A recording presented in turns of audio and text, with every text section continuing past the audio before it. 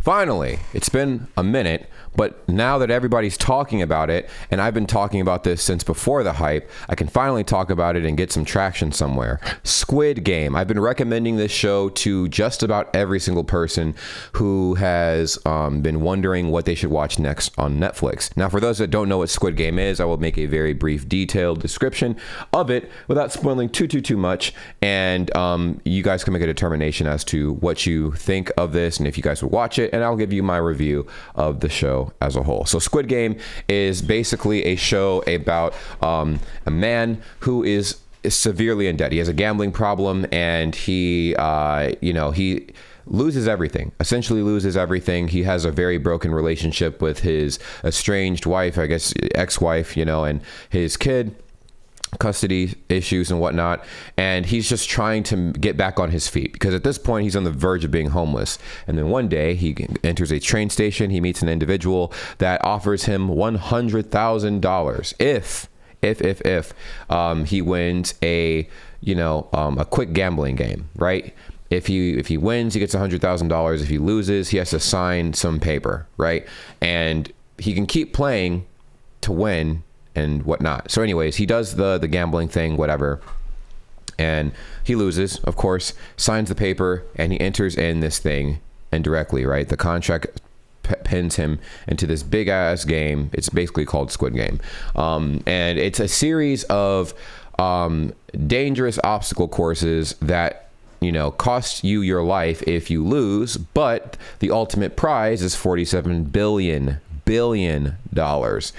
for each player that gets killed during the playing of these games. $100 million gets sent to the family if the majority decides to vote to end the game. So if you have, like, let's say 10 people in a room playing the series of games and 2 people get killed off, if the remaining people from those 10 people, let's say like you have 5 people left, the five people decide to vote to end the game abruptly because it's just too intense, then those 5 people leave with nothing, and then the people who were killed during the game get $100 million. Like their families get $100 million. So it's a pretty interesting show, definitely very thought-provoking, and also you get to see some interesting character developments. It's almost like it really tests the morality of a lot of the people that are in the games. So a lot of you guys might be wondering, well, why did so many people enter in such a thing? Well, a lot of the people who were drafted to be a part of this Squid Game entity were severely in debt themselves. The IRS was coming after them.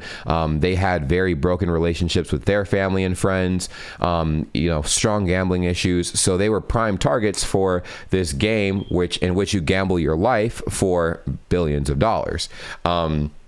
You at any point can leave, like I said, if the majority of the people playing the game decide to vote to stop the game, but you can also volunteer to come back. So very interesting. On a scale of 1 to 10, I would definitely give the show like an 8.8. It was a very, very, very, very good show. A lot of interesting character developments and interesting plot twists towards the end, for sure. So I would definitely recommend watching that if you guys haven't. My favorite character, I didn't like the main character too much. I mean, very well written character, of course, but he's like your typical protagonist and like of an anime. Very, very nervous and stuff. High morals, and things of that nature. I kind of liked the best friend that was playing. There was like a very intelligent friend that he had that was playing this game as well. And this guy owed, like, I think they said he owed like $7 billion or something like that in debt. I think he was doing some stock gambling type stuff and got himself in a rut. But really good stuff, really good show, and I would definitely recommend watching it. It's one of those shows you just want to see what happens next and how people get through these different obstacle courses, because each obstacle course is based off of a children's game. If you win the obstacle course, you advance to the next round, and there's more money added in the prize pool. If you lose, you just, you get sent to the afterlife, fast pass. So I don't know. I want to hear you guys' thoughts and feelings of this show in the comments down below. If you have already watched it, if you haven't watched it, please watch this show. Very, very, very good.